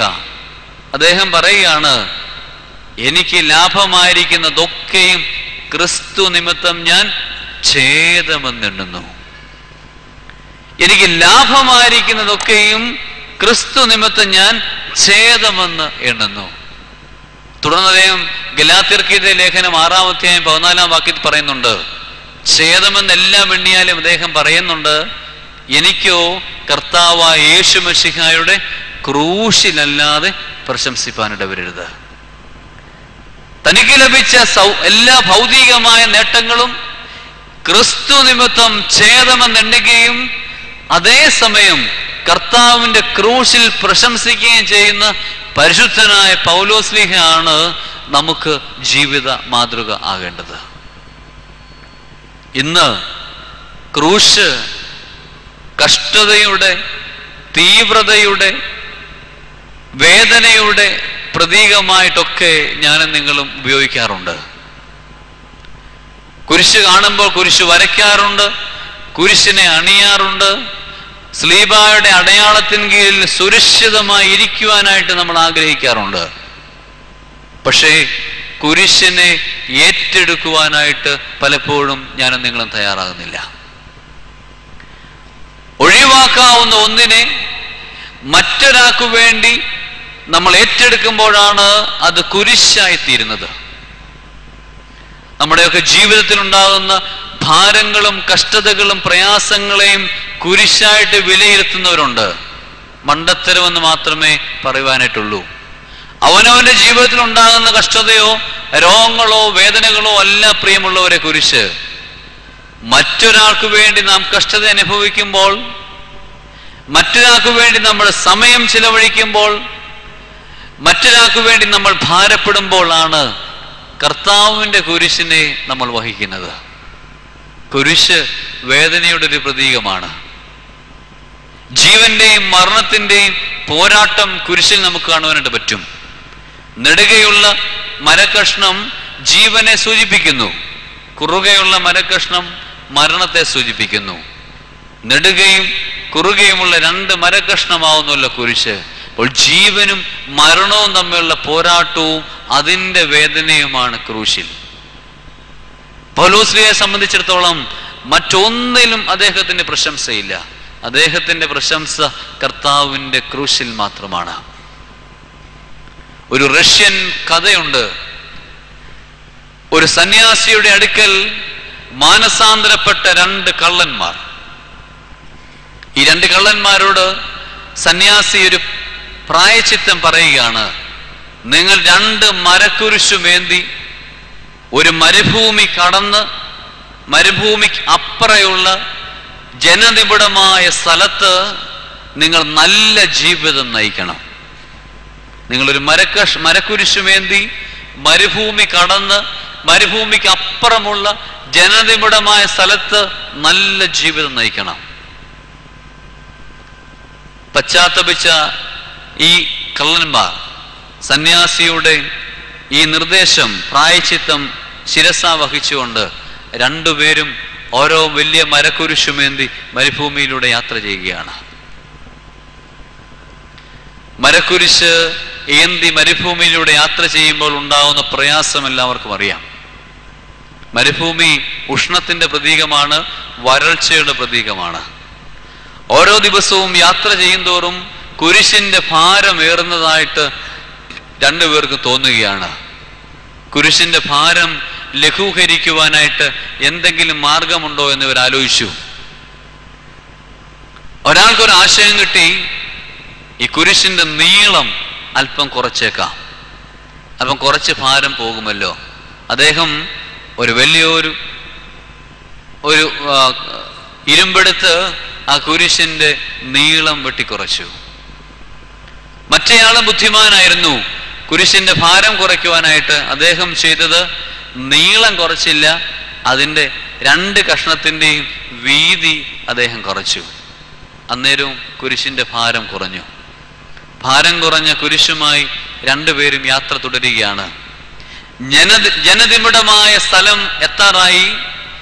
ഇനിയും ഇവർക്ക് മുന്നിൽ പ്രതിസന്ധിയായ മരുഭൂമിയുടെ കുറുകെ ഒഴുകുന്ന ഒരു കനാലുണ്ട്. ഈ കനാൽ കടന്നിട്ട് വേണം ജനനിബിഡമായ ആ ഗ്രാമപ്രദേശത്ത് അവർക്ക് എത്തിച്ചേരുവാൻ. ഈ കനാൽ എന്ന് പറയുന്നത് ഹിംസ മൃഗങ്ങൾ കൊണ്ട് നിറഞ്ഞ കനാലുകളാണ്. മനുഷ്യനെ പോലും തിന്നുന്ന മത്സ്യങ്ങളുള്ള ഒരു കനാൽ. ഈ കനാൽ കടന്നു വേണം ഇവർക്ക് ജനനിബിഡമായ സ്ഥലത്ത് പോയി താമസിക്കുവാൻ. അതിനുള്ള പദ്ധതി ആലോചിച്ചു. നീന്തിപ്പോകുവാനായിട്ട് പറ്റുകയില്ല, ഹിംസ മൃഗങ്ങൾ നിറഞ്ഞ കനാൽ. അപ്പോൾ തൻ്റെ കരങ്ങളിലുള്ള കുരിശിനെ ഉപയോഗിക്കുവാനായിട്ട് ഇവർ തീരുമാനിച്ചു. അതിലൊരാൾ മരുഭൂമിക്ക് കുറുകെ ഒഴുകുന്ന കനാലിന് കുറുകെ വെച്ചുകൊണ്ട് കുരിശ് വെച്ച് നോക്കിയപ്പോൾ നീളം കുറച്ച ആൾക്ക് രണ്ട് കരകളിലും എത്തുവാനുള്ള നീളം കുരിശിനില്ലാത്തത് കൊണ്ട് അദ്ദേഹം പരാജയപ്പെട്ടു. വീതി കുറച്ച ആള് മരുഭൂമിക്ക് കുറുകെ ഒഴുകുന്ന കനാലിന് വെച്ചപ്പോൾ കുരിശ് വെച്ചപ്പോൾ കൃത്യമായും നീളമുണ്ട്. അദ്ദേഹത്തിന് അപ്പുറം കടക്കാമെന്നുള്ള ആഗ്രഹത്തിൽ കുരിശിനെ കുറുകെ വെച്ചുകൊണ്ട് അദ്ദേഹം ഇതിൽ കയറി. എന്നാൽ മധ്യഭാഗത്തെത്തിയപ്പോൾ അതിൻ്റെ ഭാരം വെട്ടിക്കുറച്ചത് കൊണ്ട് ഈ കുരിശ് ഒടിഞ്ഞ് കനാലിനകത്ത് അയാൾ വീണു. ഹിംസമൃഗങ്ങൾക്ക് അയാൾ ഇരയായി തീർന്നു. കുരിശിന്റെ നീളം കുറച്ച ആൾ തിരികെ മരുഭൂമിയിലൂടെ യാത്ര ചെയ്ത് എവിടെ നിന്ന് യാത്ര ആരംഭിച്ചോ അവിടത്തേക്ക് ചെല്ലുവാനായിട്ട് ഉള്ള ആഗ്രഹത്തിൽ കുരിശും ഉപേക്ഷിച്ച് അയാൾ പോവുകയാണ്. ഓടി തളർന്ന് അവശനായി മരുഭൂമിയിൽ തന്നെ കുഴഞ്ഞു വീണ് അയാൾ മരിച്ചു. കർത്താവിൽ സ്നേഹം നിറഞ്ഞവരെ, ഈ കഥയിലൂടെ സന്യാസി നൽകുന്ന സന്ദേശം കുരിശിന്റെ ഭാരത്തെ ലഘൂകരിക്കുവാനായിട്ട് ആര് തീരുമാനിക്കുന്നുവോ അവർക്ക് പരാജയമാണ്. ഏറ്റെടുക്കേണ്ട നിയോഗങ്ങളെ ശിരസ്സ വഹിക്കുവാനായിട്ട് ബാധ്യസ്ഥരാണ് ഞാനും നിങ്ങളും. കുരിശിലൂടെ നൽകുന്ന സന്ദേശം ഇതാണ്: കുരിശിന്റെ ഭാരത്തെ ലഘൂകരിക്കുകയല്ല ഉദ്ദേശം, കുരിശിനെ വഹിച്ച് കർത്താവിനെ പിന്തുടരുക എന്നുള്ളതാണ്. അതുകൊണ്ടാണ് പൗലോസ്ലീഹ പറയുന്നത്, എനിക്ക് ഭൗതികമായതിലൊന്നും ഞാൻ പ്രശംസിക്കുന്നില്ല, എൻ്റെ പ്രശംസ കർത്താവിൻ്റെ ക്രൂശിലാണ്. ഇവിടെ ദാവീദ് രാജാവ് എന്താണ് ചെയ്യുന്നത്? തൻ്റെ സമയവും തൻ്റെ സമ്പത്തും സ്വന്തം മഹത്വത്തിന് വേണ്ടി വിനിയോഗിക്കുന്നു. സെൻസസ് എടുക്കുക എന്നുള്ളത് ദൈവത്തിന്റെ മഹത്വത്തിന് വേണ്ടിയല്ല, സ്വന്തം മഹത്വത്തിന് വേണ്ടിയാണ്. അപ്പോൾ തനിക്ക് ലഭിച്ച കൃപകളും സ്രോതസ്സുകളും സ്വന്തം മഹത്വത്തിന് വേണ്ടി വിനിയോഗിക്കുന്നു എന്നുള്ളതാണ് ദാവീദിന്റെ പരാജയം. ആധുനിക മനുഷ്യനെ സംബന്ധിച്ചിടത്തോളം നമുക്ക് ലഭിക്കുന്ന സ്ഥാനങ്ങളും നമുക്ക് ലഭിക്കുന്ന അധികാരങ്ങളും സ്വാർത്ഥ താല്പര്യങ്ങളുടെ സംരക്ഷണത്തിന് വേണ്ടി മാറ്റിവെക്കുമ്പോൾ ഈ ചിന്ത നമ്മെ ഭരിക്കണം. നമ്മുടെ സ്ഥാനങ്ങളും നമ്മുടെ അധികാരങ്ങളുമൊക്കെ സ്വന്തം മഹത്വത്തിന് വേണ്ടിയല്ല, ദൈവനാമ മഹത്വത്തിന് വേണ്ടി മാറ്റപ്പെടണം. സമയത്തിന്റെ കാര്യത്തിൽ ഞാൻ നിങ്ങളൊക്കെ ധൂർത്തപുത്രരാണെന്നാണ് എൻ്റെ അഭിപ്രായം. സമയം ചിലവഴിക്കുന്നതിൽ നമുക്കൊരു മടിയുമില്ല. ഞാനും നിങ്ങളും നഷ്ടപ്പെടുത്തുന്ന ഓരോ നിമിഷങ്ങളും ഓരോ അവസരങ്ങളെയാണ് നഷ്ടപ്പെടുത്തുന്നതെന്ന് ഓർത്തോണം. നഷ്ടപ്പെടുത്തുന്ന ഓരോ അവസരങ്ങളും ഒരുപാട് വേദനകളെ നമുക്ക് പ്രദാനം ചെയ്യും. എല്ലാ മനുഷ്യനും 24 മണിക്കൂർ സമയം മാത്രമേ ഉള്ളൂ. അതുകൊണ്ട് ഒരു ഉദ്ധരണിയിൽ ഇപ്രകാരം പറയുന്നുണ്ട്: സമയം വിലയ്ക്ക് വാങ്ങുവാനായിട്ട് പറ്റുകയില്ല, സമയം കടം കൊടുക്കാനായിട്ട് പറ്റുകയില്ല, സമയത്തെ ഇരട്ടിപ്പിക്കാനായിട്ട് പറ്റുകയില്ല, സമയം കൂട്ടിവെക്കുവാനായിട്ട് പറ്റുകയില്ല, സമയം ചിലവഴിക്കാൻ മാത്രമേ പറ്റുകയുള്ളൂ. നമുക്ക് തമ്പുരാൻ നൽകിയിരിക്കുന്ന സമയത്തെ എങ്ങനെ വിനിയോഗിക്കുന്നുവെന്ന് ശോധന ചെയ്യേണ്ട ആവശ്യമാണ്. സുവിശേഷ ഭാഗം ശ്രദ്ധിക്കുമ്പോൾ അതിമനോഹരമായൊരു ഉദാഹരണം നമുക്ക് അവിടെ ലഭ്യമാണ്. യേശു തമ്പുരാൻ സ്വർഗരാജ്യത്തെ ഒരു മുന്തിരിത്തോട്ടത്തിനോട് ഉപമിപ്പിച്ച ഒരു കഥ സുവിശേഷ ഭാഗത്തിൽ, ഉപമ സുവിശേഷ ഭാഗത്തിൽ നമുക്ക് വായിക്കാനായിട്ട് പറ്റും. സ്വർഗരാജ്യത്തെ മുന്തിരിത്തോട്ടത്തോട് ഉപമിച്ചിരിക്കുന്നു. തോട്ടത്തിന്റെ ഉടമസ്ഥൻ ചന്തയിൽ വന്ന് മിനക്കെട്ട് നിൽക്കുന്നവരെ തന്റെ മുന്തിരിത്തോട്ടത്തിലെ വേലയ്ക്ക് വേണ്ടി ക്ഷണിക്കാറുണ്ട്. പല സമയങ്ങളിൽ തോട്ടത്തിന്റെ ഉടമസ്ഥൻ ചന്തയിൽ വരുന്നുണ്ട്. 3-ാം മണി സമയത്ത് വരുന്നുണ്ട്, 6-ാം മണി സമയത്ത് വരുന്നുണ്ട്, 9-ാം മണി സമയത്ത് വരുന്നുണ്ട്. മിനക്കെട്ട് നിൽക്കുന്നവരെ കണ്ടിട്ട് അവരുമായിട്ടൊരു കൂലി പറഞ്ഞു വെക്കുന്നുമുണ്ട്. അവസാനം സന്ധ്യാസമയമായപ്പോൾ പറഞ്ഞൊത്ത കൂലി എല്ലാവർക്കും കൊടുത്തു, ഓരോ വെള്ളി നാണയം. ആദ്യം വന്നവർക്ക് അവസാനം വന്നവർക്ക് ഒരു വെള്ളി നാണയം കൊടുത്തപ്പോൾ ആദ്യം വന്നവർ വിചാരിച്ചു തങ്ങൾക്ക് ഒരു വെള്ളി നാണയം എന്ന് പറഞ്ഞ് കൂലി ഒത്തെങ്കിലും കൂടുതൽ കിട്ടുമെന്ന് അവർ പ്രതീക്ഷിച്ചു. അങ്ങനെ കൊടുത്തക്കാഞ്ഞപ്പോൾ അവർ പരിഭവിക്കുന്നുമുണ്ട്. ഈ പകലത്തെ വെയിൽ മൊത്തം കൊണ്ട ഞങ്ങളെ നീ അവസാനം 1 മണിക്കൂർ സമയം പണിതവരോട് സമമാക്കിയില്ലേ? തക്ക മറുപടിയും തോട്ടത്തിന്റെ ഉടമസ്ഥൻ പറയുന്നുണ്ട്, എനിക്ക് ഉള്ളത് ഇഷ്ടം പോലെ വിനിയോഗിക്കുവാൻ എനിക്ക് അവകാശമില്ലേ? എനിക്ക് തോന്നുന്നത് നമ്മളെ സംബന്ധിച്ചിടത്തോളം, പ്രത്യേകിച്ച് സുറിയാനി ക്രിസ്ത്യാനികളെ സംബന്ധിച്ചിടത്തോളം ഈ വേദഭാഗം വളരെ ഇഷ്ടമുള്ളൊരു ഭാഗമാണ്. എന്താണെന്ന് ചോദിച്ചാൽ, ഏത് സമയത്ത് പള്ളി വന്നാലും ഒരു കുഴപ്പവുമില്ല, കിട്ടുന്നത് എല്ലാവർക്കും ഒരേപോലെ. 3-ാം മണി സമയത്തോ 6-ാം മണി സമയത്തോ ഏത് സമയത്ത് വന്നവർക്ക് ലഭിച്ചത് ഒരു വെള്ളി നാണയം. അതുകൊണ്ട് ഒരു കുടുംബത്തിലെ അംഗങ്ങൾ തന്നെ പലപ്പോഴും പല സമയങ്ങളാണ് പള്ളി വരുന്നത്. മക്കളെ ആദ്യം വിടും, അതിനുശേഷം അമ്മ വരും, അതിനുശേഷം അപ്പൻ വരും. എന്നാൽ നമ്മുടെ പിതാക്കന്മാര് ഈ ഉപമയ്ക്ക് കൊടുത്തിരിക്കുന്ന സാധർമ്മ്യം, ആദ്യം വന്നവരെ ആദാവും ഹവ്വായുമായിട്ടും, രണ്ടാമത് വന്നവർ പ്രവാചകന്മാരായിട്ടും, മൂന്നാമത് വന്നവർ സ്ലീഹന്മാരുമായിട്ടും, അവസാന നിമിഷം വന്നവൻ വലത്ത് ഭാഗത്തെ കള്ളനുമായിട്ടാണ് പിതാക്കന്മാർ ചിത്രീകരിച്ചിരിക്കുന്നത്.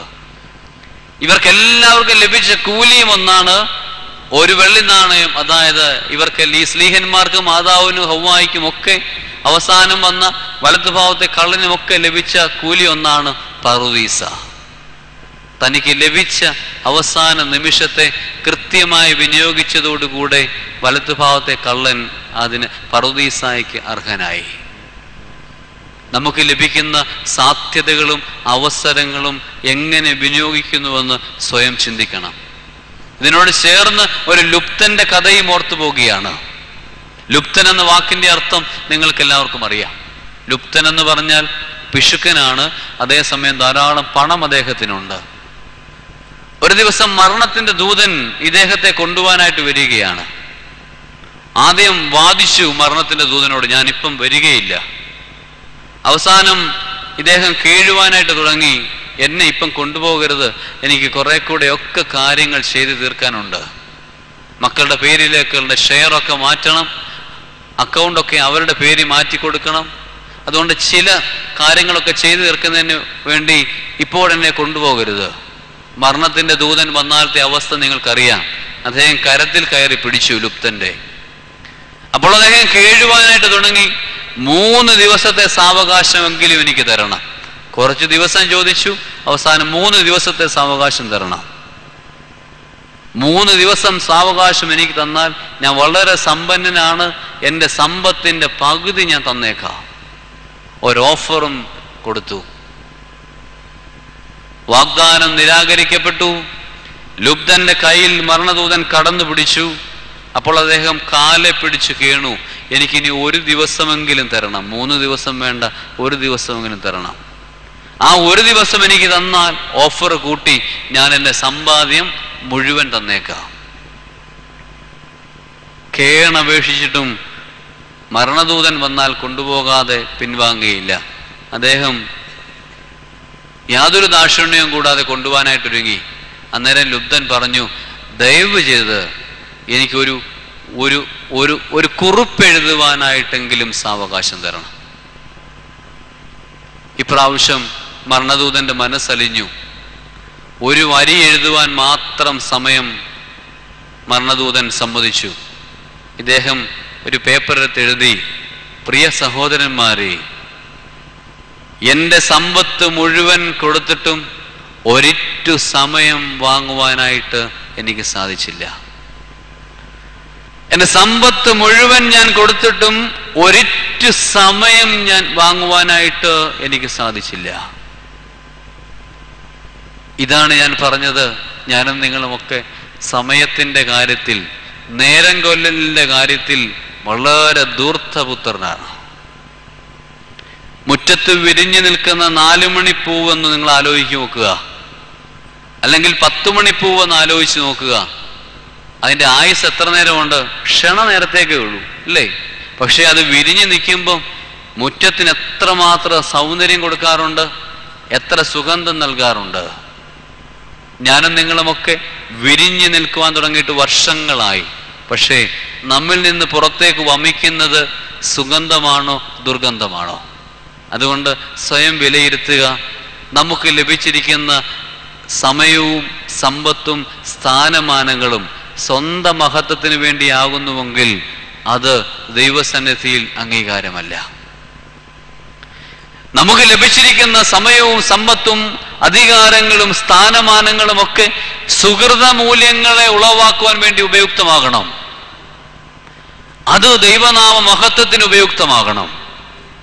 ദാവീദിന് പറ്റിയ പരാജയം ഇവിടെയാണ്. തന്റെ സമയവും സമ്പത്തും ഖജനാവിലെ സമ്പത്തും മനുഷ്യ വിഭവശേഷിയും ഒക്കെ സ്വന്തം മഹത്വത്തിന് വേണ്ടി വിനിയോഗിക്കപ്പെട്ടപ്പോൾ ദാവീദിന് പരാജയം സംഭവിക്കുകയാണ്. നമുക്ക് ലഭിച്ചിരിക്കുന്ന സമയവും സമ്പത്തും ഒക്കെ സുഹൃത മൂല്യങ്ങൾ ഉണ്ടാക്കുവാനായിട്ട് ഉളവാക്കുവാനായിട്ട് നമ്മൾ ഉപയോഗിക്കണം. ഒരു മനുഷ്യൻ സ്വപ്നത്തിൽ സ്വർഗത്തിന്റെ കവാടത്തിങ്കിൽ ചെല്ലും. സ്വപ്ന കവാടത്തിങ്കിൽ ഒരു മാലാഖ ഇരിപ്പുണ്ട്. ഈ മനുഷ്യന്റെ തീവ്രതയും തിടുക്കവും കണ്ടിട്ട് മാലാഖ ചോദിച്ചു, എന്താണ് തന്റെ ആഗമന ഉദ്ദേശം? അദ്ദേഹം വളരെ വികാരഭരിതനായിട്ട് പറഞ്ഞു, ഭൂമിയിൽ സുഹൃത മൂല്യങ്ങൾ ഒന്നും തന്നെ ഇല്ല.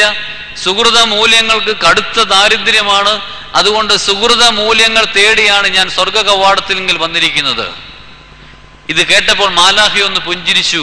അപ്പോൾ തന്റെ ചോദ്യത്തിൽ എന്തോ പന്തികളുണ്ടെന്ന് തോന്നിയിട്ട് അദ്ദേഹം വളരെ വികാരവായ്പോടുകൂടെ പറയുകയാണ്, എന്തു വില വേണമെങ്കിലും ഞാൻ തരാം. ഭൂമിയിൽ അത്രമാത്രം കുഴപ്പങ്ങൾ നടക്കപ്പെടുകയാണ്. സ്നേഹ സന്ദേശം പരത്തേണ്ട മതങ്ങൾ വിദ്വേഷത്തിന്റെ വിഷക്കാറ്റാണ് വമിപ്പിക്കുന്നത്. ആത്മീയത നഷ്ടപ്പെട്ട മുഖങ്ങളായി മതങ്ങൾ അധപ്പതിച്ചിരിക്കുന്നു. കുടുംബങ്ങളിൽ പോലും സ്നേഹമില്ല. സമാധാനം ഇന്ന് അന്യം നിന്ന് പോയിരിക്കുന്നു. സമാധാന അന്തരീക്ഷത്തെ ഭീകരവാദികളും തീവ്രവാദികളും ഒക്കെ നഷ്ടപ്പെടുത്തിയിരിക്കുന്നു. സന്തോഷത്തിനു വേണ്ടി ഇന്ന് മനുഷ്യൻ പരക്കം പായുന്നത് മദ്യപാനത്തിലും മയക്കുമരുന്നിലും മറ്റു വെറിക്കൂത്തുകളിലും. വിശ്വസ്തത വല്ല പുരാവസ്തു ശേഖരത്തിൽ വല്ലതും കാണാം. ബുദ്ധന്റെ നാട്ടിൽ പോലും ദയോ പരസ്പര ക്ഷമയോ ഇല്ല.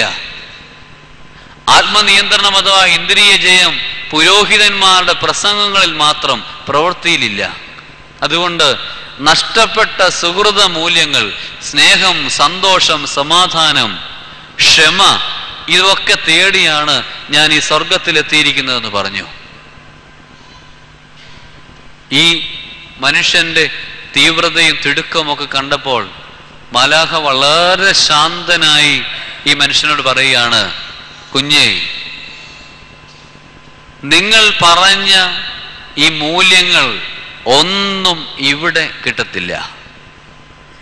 ഞങ്ങൾക്കതിൻ്റെ വിത്ത് പ്രദാനം ചെയ്യുവാൻ മാത്രമേ പറ്റുകയുള്ളൂ.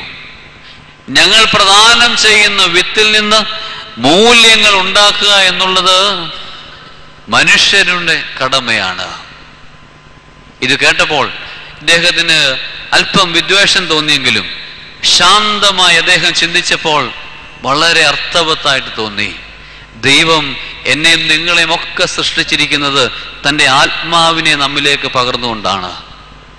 തൻ്റെ തേജസ്സിനെ നമുക്ക് പൂർണ്ണമായിട്ട് നൽകിയിട്ടുണ്ട്. തൻ്റെ കൃപാവരങ്ങൾ നമ്മിൽ വ്യാപരിക്കുന്നുണ്ട്.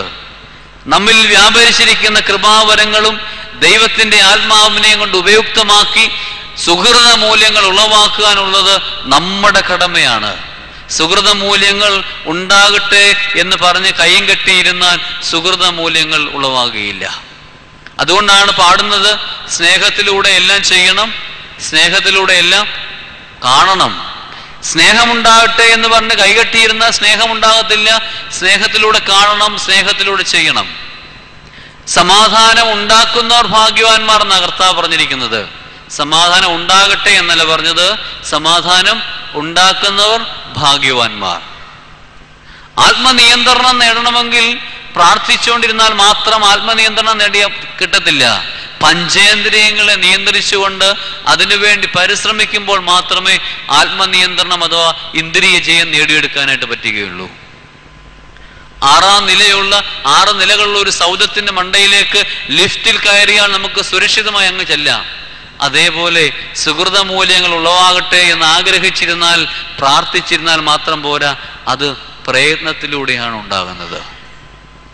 അതുകൊണ്ട് നമുക്ക് ലഭിച്ചിരിക്കുന്ന സമയവും സമ്പത്തും നമ്മുടെ അധികാരവും സ്ഥാനമാനങ്ങളുമൊക്കെ സുഹൃത മൂല്യങ്ങളെ ഉളവാക്കുവാനും അങ്ങനെ ദൈവനാമ മഹത്വത്തിനായി വിനിയോഗിക്കണം. ദാവീദിന്റെ വീഴ്ച തനിക്ക് ലഭിച്ച ഈ കാര്യങ്ങളൊക്കെ, തനിക്ക് ലഭിച്ച കൃപകളും സ്രോതസ്സുകളുമൊക്കെ സ്വന്തം മഹത്വത്തിന് വേണ്ടി വിനിയോഗിച്ചു. മൂന്നാമതായി ദാവീദിന് പറ്റിയ മറ്റു പരാജയം, മറ്റു വീഴ്ച, കടന്നു വന്ന വഴികളെയും ഇസ്രായേലിന്റെ സിംഹാസനത്തിലേക്ക് തന്നെ ഉയർത്തിയ ദൈവത്തിന്റെ കരങ്ങളെയും ഒരു നിമിഷം ദാവീദ് മറന്നു. ഒരു ഭക്തനെ സംബന്ധിച്ചിടത്തോളം ദൈവം തമ്പുരാൻ നടത്തിയിരിക്കുന്ന സംരക്ഷണവും നമ്മെ ഓരോ നിമിഷവും പരിപാലിക്കുന്ന അവസ്ഥയും ഓർത്ത് ദൈവത്തെ സ്തുതിക്കാനും സ്തോത്രം ചെയ്യുക എന്നുള്ളതാണ് ഒരു ഭക്തന്റെ ഉത്തരവാദിത്വം. അതുകൊണ്ട് കടന്നു വന്ന വഴികളെ ആര് മറക്കുന്നുവോ അവിടെ പരാജയമാണ്. ദേവാലയത്തിന് അകത്തിരുന്നു കൊണ്ട് ഒരു നിമിഷം ഒന്ന് ചിന്തിക്കുക പ്രിയമുള്ളവരെ, ഇന്ന് നമ്മൾ ഏതവസ്ഥയിലാണ്? എത്രയോ മനോഹരമായ സ്ഥാനങ്ങളിലും എത്രയോ ശ്രേഷ്ഠമായ പദവികളുമൊക്കെ നമ്മൾ അലങ്കരിക്കുന്നുണ്ട്. ഇതിനു മുമ്പ് എങ്ങനെയായിരുന്നു? ഏതൊരവസ്ഥയിലായിരുന്നു?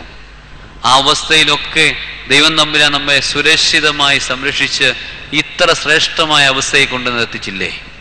അതുകൊണ്ട് ഒരിക്കൽ പോലും കടന്നു വന്ന വഴികളെ മറക്കുവാനായിട്ട് പറ്റുകയില്ല.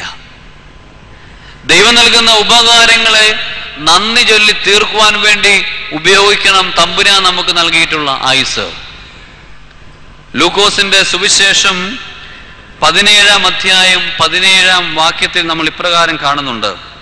ലൂക്കോസിന്റെ സുവിശേഷം 17-ാം അധ്യായം 17-ാം വാക്യം അവിടെ കാണുന്നുണ്ട്, 10 പേർ ശുദ്ധനായി തീർന്നില്ലയോ? 9 പേർ എവിടെ? 10 പേർ ശുദ്ധരായി തീർന്നില്ലയോ? 9 പേർ എവിടെ? ഈ വാക്യത്തിന്റെ പശ്ചാത്തലം നിങ്ങൾക്ക് എല്ലാവർക്കും അറിയാം. യേശു തമ്പുരാൻ ശമര്യയ്ക്കും ഗലീലയിലും നടുവിൽ കൂടെ കടന്നു പോകുമ്പോൾ ഒരു ഗ്രാമത്തിൽ 10 കുഷ്ഠരോഗികൾ ഉണ്ടായിരുന്നു. അവർ യേശുവിനെ കണ്ടിട്ട് അകലെ നിന്നുകൊണ്ട്, യേശു നായക, ഞങ്ങളോട് കരുണ ചെയ്യണമേ. അവരുടെ യാചന കേട്ടപ്പോൾ യേശു തമ്പുരാൻ അവരോട് പറഞ്ഞു, നിങ്ങൾ പോയി നിങ്ങളെ തന്നെ പുരോഹിതന്മാർക്ക് കാണിച്ചു കൊടുപ്പീൻ. അവർ പോക മാത്രയിൽ അവർ ശുദ്ധരായി തീർന്നു. ശുദ്ധരായി തീർന്ന 10 പേരിൽ അന്യജാതിക്കാരനായ ഒരുവൻ മാത്രം വന്ന് ദൈവത്തിന്, യേശുവിന് നന്ദി പറഞ്ഞു. ബാക്കി 9 പേർ എവിടെ എന്ന് കർത്താവ് അവനോട് ചോദിക്കുന്നുണ്ട്. എപ്പോഴും ദൈവം തമ്പുരാൻ നൽകുന്ന കൃപകളെ ഓർത്ത് നന്ദി നിറഞ്ഞ ഹൃദയത്തോടെ ദൈവത്തെ സ്തുതിക്കുമ്പോൾ മാത്രമാണ് നമ്മുടെ മനസ്സ് ശുദ്ധമായി തീരുന്നത്. മറിച്ച് നമ്മുടെ കാര്യങ്ങളുടെ സംരക്ഷണത്തിനും താല്പര്യങ്ങളുടെ സുരക്ഷിതത്വത്തിനും വേണ്ടി മാത്രം ദൈവത്തെ വിളിക്കുകയാണെങ്കിൽ നമ്മുടെ മനസ്സ് കുഷ്ഠമരായ മനസ്സാണ്, രോഗാതുരമായ മനസ്സാണ്. എളിമയും വിനയമുള്ള ഹൃദയത്തിൽ നിന്ന് മാത്രമേ നന്ദി പുറപ്പെടുവിക്കുകയുള്ളൂ. 9 പേർ എവിടെ? ഒരുവൻ മാത്രം ദൈവത്തോട് നന്ദി പറഞ്ഞു. അതുകൊണ്ടാണ് ഒരു ചിന്തകൻ പറഞ്ഞിരിക്കുന്നത്, എളിമയുള്ളിടത്ത് നിന്ന് മാത്രമേ നന്ദി പുറപ്പെടുവിക്കുകയുള്ളൂ.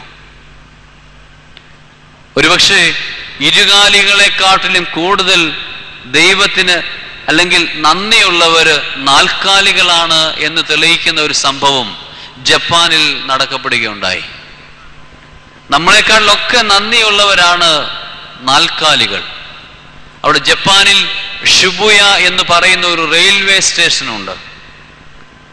ആ റെയിൽവേ സ്റ്റേഷനിൽ ഒരു നായുടെ പ്രതിമ റെയിൽവേ സ്റ്റേഷൻ അധികൃതർ സ്ഥാപിച്ചിട്ടുണ്ട്. ആ നായുടെ പേരാണ് ഹാർബിത്തോ. എന്താണ് നായുടെ പ്രതിമ റെയിൽവേ സ്റ്റേഷനിൽ സ്ഥാപിക്കുവാൻ കാരണം? പ്രിയമുള്ളവരെ, ഈ ഹാർബിത്തോ എന്ന നായുടെ യജമാനൻ എല്ലാ ദിവസവും ഈ റെയിൽവേ സ്റ്റേഷനിൽ വന്നിട്ട് ട്രെയിൻ കയറിയാണ് ജോലിക്ക് പോയിക്കൊണ്ടിരുന്നത്. രാവിലെ ഇദ്ദേഹം ട്രെയിൻ കയറുവാനായിട്ട് സ്റ്റേഷനിൽ വരുന്ന സന്ദർഭത്തിൽ ഈ ഹാർബിത്തോ എന്ന് പറയുന്ന നായും ഒരുമിച്ച് വരും. ട്രെയിൻ വരുന്നത് വരെ 2 പേരും ഒരുമിച്ചിരിക്കും. ട്രെയിൻ വരുന്നതോടുകൂടെ യജമാനൻ ട്രെയിനിൽ കയറി ജോലിക്ക് പോകും, നായ വീട്ടിലേക്ക് പോകും. വൈകുന്നേരം കൃത്യസമയത്ത് യജമാനൻ സ്റ്റേഷനിൽ വരുന്ന സമയത്ത് തന്നെ ആ നായ റെയിൽവേ സ്റ്റേഷനിൽ എത്തിയിരിക്കും. എത്തി രണ്ടുപേരും കൂടെ ഒരുമിച്ച് വീട്ടിലേക്ക് പോകും. എല്ലാ ദിവസവും ഈ പ്രക്രിയ തുടർന്നു. അങ്ങനെ ഇരിക്കെ ഒരു ദിവസം യജമാനൻ മരിച്ചുപോയി.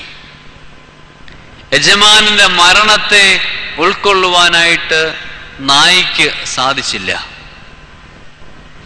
അതുകൊണ്ട് ഈ നായ എന്താ ചെയ്യുന്നത്? പ്രിയമുള്ളവരെ, എല്ലാ ദിവസവും യജമാനന്റെ മരണശേഷവും വൈകുന്നേരം തൻ്റെ യജമാനൻ വരുന്നുണ്ടാവുമെന്നുള്ള പ്രതീക്ഷയിൽ റെയിൽവേ സ്റ്റേഷനിൽ ചെല്ലും. വരുന്ന 1-2 ട്രെയിൻ നോക്കും. ഇറങ്ങുന്ന ആൾക്കാരുടെ കൂട്ടത്തിൽ തൻ്റെ യജമാനനുണ്ടോ നോക്കും. ഇല്ല എന്ന് ബോധ്യമാവുമ്പോൾ വീട്ടിലേക്ക് പോകും.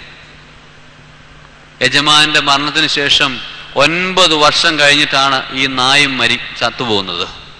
ആ 9 വർഷക്കാലവും വൈകുന്നേരവും റെയിൽവേ സ്റ്റേഷനിൽ ഈ നാ വരും.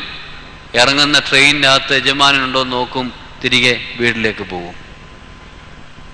ആ നായിനോടുള്ള സ്നേഹം കൊണ്ടാണ് ആ റെയിൽവേ അധികൃതർ ഹാർബിത്തോ എന്ന നായുടെ പ്രതിമ ഷിബുയ റെയിൽവേ സ്റ്റേഷനിൽ ജപ്പാനിൽ സ്ഥാപിച്ചത്. ഇരുകാലികളെക്കാൾ എത്രയോ നന്ദിയുള്ളവരാണ് നാൽക്കാലികൾ. ദൈവം നൽകുന്ന ഉപകാരങ്ങൾക്ക്, കൃപകൾക്ക് ദൈവത്തെ നന്ദിയോടെ സ്തുതിക്കുന്നവരായി തീരണം. ഒരു ഗ്രന്ഥത്തിൽ വായിക്കുകയുണ്ടായി, ദൈവം തമ്പുരാൻ 2 മാലാഖമാരെ ഭൂമിയിലേക്ക് അയച്ചു. 2 പേരെയും ഓരോ ദൗത്യങ്ങൾ അവരെ പറഞ്ഞേൽപ്പിച്ചു. 2 പേരോടും പറഞ്ഞ ദൗത്യങ്ങൾ 2 പേർക്കും പരസ്പരം അറിയത്തില്ലായിരുന്നു. അവർ 2 പേരും ഭൂമിയിൽ വന്നിട്ട് എല്ലാ ആരാധനാലയങ്ങളിലും ദേവാലയങ്ങളിലും സന്ദർശിച്ച്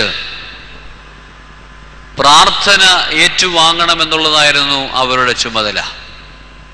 ഈ 2 മാലാഖമാരും വലിയൊരു ബാഗുമായിട്ടാണ് 2 പേരും സ്വർഗത്തിൽ നിന്ന് വന്നത്. 2 പേരും എല്ലാ ആരാധനാലയങ്ങളിൽ കയറി പ്രാർത്ഥനകൾ ശേഖരിച്ചു.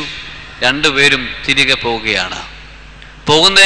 മറുപടി അങ്ങോട്ട് തിരികെ പോകുമ്പോൾ ഒരു മാലാഖയുടെ ബാഗിൽ ഭയങ്കര ഭാരം, മറ്റേ മാലാഖയുടെ ബാഗിൽ വലിയ ഭാരമില്ല. ഇവർ പരസ്പരം ചോദിച്ചപ്പോഴാണ് പറയുന്നത്, മനുഷ്യന്റെ ഭൗതിക നേട്ടങ്ങൾക്ക് വേണ്ടി പ്രാർത്ഥിക്കുന്നവരുടെ പ്രാർത്ഥന ശേഖരിക്കുക എന്നുള്ളതായിരുന്നു ഒരാളുടെ ചുമതല. മറ്റേ മാലാഖയുടെ ചുമതല ദൈവം തമ്പുരാൻ നൽകുന്ന കൃപകളെ ഓർത്ത് ദൈവത്തെ സ്തുതിക്കുന്നത് ശേഖരിക്കുക എന്നുള്ളതായിരുന്നു. അത് വളരെ ഭാരം കുറഞ്ഞത്. മനുഷ്യൻ അവനവന്റെ ആവശ്യങ്ങൾക്ക് വേണ്ടി എത്രമാത്രം ദൈവത്തോട് യാചിക്കുന്നുണ്ടോ അതനുസരിച്ച് ദൈവത്തെ മഹത്വപ്പെടുത്തുവാൻ ഞാനും നിങ്ങളും ബാധ്യസ്ഥരാണ്. കടന്നു വന്ന വഴികളെ ഒരിക്കൽ പോലും വിസ്മരിക്കാനായിട്ട് പാടുകയില്ല. നമ്മുടെ ആയുസ് ദൈവത്തിന് സ്തുതിയും സ്തോത്രവും ചൊല്ലി ദൈവത്തെ മഹത്വപ്പെടുത്തുവാനായിട്ടുള്ളതാണ്. അവസാനമായിട്ട് ദാവീദിന് വന്ന മറ്റൊരു വീഴ്ച, വീണ്ടും വിചാരത്തിന് അവസരം ലഭിച്ചിട്ടും ദാവീദ് ആ അവസരത്തെ വിനിയോഗിച്ചില്ല. ദാവീദിന്റെ സേനാനായകൻ ഇപ്പോൾ ഇങ്ങനെയൊരു ആവശ്യമുണ്ടോ, അവിടത്തേക്ക് എല്ലാ കൃപകളും ദൈവം തമ്പുരാൻ നൽകിയിട്ടില്ലേ എന്നൊന്ന് ചോദിക്കുന്നുണ്ട്. 24-ാം അധ്യായം 2-3 വാക്യങ്ങളിൽ ഒരു വീണ്ടും വിചാരത്തിന് ഒരവസരം ദാവീദിന്റെ സേനാനായകൻ കൊടുക്കുന്നുണ്ട്. പക്ഷേ ദാവീദ് അതിനെ നിരാകരിച്ചു. നമ്മുടെ ജീവിതത്തിലും പല അവസരങ്ങളും ദൈവം തമ്പുരാൻ വീണ്ടും വിചാരത്തിന് നൽകിയിട്ടുണ്ട്. അത് ചില സാഹചര്യങ്ങളാകാം, അല്ലെങ്കിൽ നമ്മുടെ സ്വന്തം മനസ്സാക്ഷി തന്നെ നമ്മോട് ചോദിക്കുന്നതാകാം. അതിനെയൊക്കെ വകവയ്ക്കാതെ വീണ്ടും വിചാരത്തിൽ ലഭിച്ചിരിക്കുന്ന നിരവധി അവസരങ്ങൾ നമുക്ക് ലഭിച്ചിട്ടും അതിനെ വകവയ്ക്കാതെ നമ്മുടെ യുക്തമായ തീരുമാനങ്ങളിലൂടെ ഞാനും നിങ്ങളും പോകാറില്ലേ? 4 വീഴ്ചകളാണ് പ്രധാനമായിട്ടും ദാവീദിൽ നിന്ന് വീഴ്ചകൾ. ഒന്നാമതായിട്ട് ദൈവം പിശാച് കൊടുത്ത ആലോചന ദൈവ ഉചിതമാണോ, ദൈവത്തിന് അംഗീകാരമാണോ എന്ന് ഉള്ള തിരിച്ചറിവിന് ദാവീദ് ശ്രമിച്ചില്ല. രണ്ടാമത് ലഭിച്ച കൃപകളും സ്രോതസ്സുകളും സ്വന്തം മഹത്വത്തിനായി ദാവീദ് വിനിയോഗിച്ചു. മൂന്നാമത് കടന്നു വന്ന വഴികളെ ദാവീദ് മറന്നു. നാലാമത് വീണ്ടും വിചാരത്തിന് ലഭിച്ച അവസരം ദാവീദ് ഉപയോഗിച്ചില്ല. 4 വീഴ്ചകൾ ദാവീദിൽ നിന്ന് വരികയാണ്. അവസാനം ദാവീദിന് കുമ്പസാരിക്കുവാനായിട്ട് വളരെ സമയം വൈകിപ്പോയി. പദ്ധതി തീരുന്നത് വരെ, സെൻസസ് പദ്ധതി തീരുന്നത് വരെ ദൈവം പ്രതീക്ഷിച്ചിരുന്നു ദാവീദിന്റെ ഒരു അനുതാപത്തിന് വേണ്ടി. 9 മാസവും 20 ദിവസവും എടുത്തു ഈ സെൻസസ് പൂർത്തിയാക്കുവാൻ. സെൻസസ് പൂർത്തിയായപ്പോൾ എണ്ണിയതിന്റെ ഇസ്രായേലിൽ ആയുധപാണികളായ യോദ്ധാക്കൾ 8 ലക്ഷവും യഹൂദ്യർ 5 ലക്ഷവും ഉണ്ടായിരുന്നു. ആയുധപാണികളായിരുന്നവ യോദ്ധാക്കൾ 8 ലക്ഷവും യഹൂദ്യർ 5 ലക്ഷവും പേരുണ്ടായിരുന്നു. ഈ സെൻസസ് പൂർത്തിയാക്കുവാൻ 9 മാസവും 20 ദിവസവും എടുത്തു. അതുവരെ ദാവീദിന്റെ ഒരു കുമ്പസാരത്തിന് വേണ്ടി ദൈവം തമ്പുരാൻ കാത്തിരുന്നു. അവസാനം ദൈവം ചെറിയൊരു ശിക്ഷയാണ് അവിടെ നടപ്പിലാക്കുന്നത്. ഗാദ് പ്രവാചകൻ മുഖാന്തരം ദാവീദിനോട് ചോദിക്കുന്നുണ്ട്, നിന്റെ ദേശത്ത് 7 സംവത്സരം ക്ഷാമം ഉണ്ടാകണമോ? ദൈവം തമ്പുരാൻ അത് ചെയ്തില്ല. 7 സംവത്സരം ക്ഷാമം ഉണ്ടായാൽ അതിന്റെ അവസ്ഥ നിങ്ങൾക്ക് ആലോചിക്കാം. രണ്ടാമത് ദാവീദിനോട് ചോദിക്കുന്നത്, 3 മാസം നിന്റെ ശത്രുക്കൾ നിന്നെ പിന്തുടരുകയും നീ അവരുടെ മുമ്പിൽ നിന്ന് ഓടിപ്പോവുകയും ചെയ്യുകയോ? അതിനും ദൈവം തമ്പുരാൻ ഇടവരുത്തിയില്ല. അവസാനം ദൈവം തമ്പുരാൻ പറഞ്ഞു, 3 ദിവസത്തെ മഹാമാരി, അതിഭയങ്കരമായ മഴ ഉണ്ടാകുകയോ? ഈ അവസാനത്തെ ചെറിയ ശിക്ഷയാണ് ദൈവം തമ്പുരാൻ നടപ്പിലാക്കിയത്. പദ്ധതി തീർന്ന അന്ന് മുതൽ മഴ ആരംഭിച്ചു. 3 ദിവസക്കാലം അവിടെ തൻ്റെ രാജ്യത്തിലുടനീളം മഴ. ഈ മഴയിൽ 70,000 പേർ മരിച്ചുപോയി.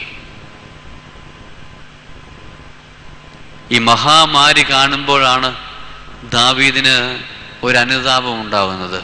എന്തുകൊണ്ട് എൻ്റെ രാജ്യത്ത് ഇതുപോലെ മഴ പെയ്യുന്നു? അതിനുള്ള കാരണം ആലോചിച്ചപ്പോഴാണ് തൻ്റെ പാപത്തെ പറ്റി ബുദ്ധിമായത്.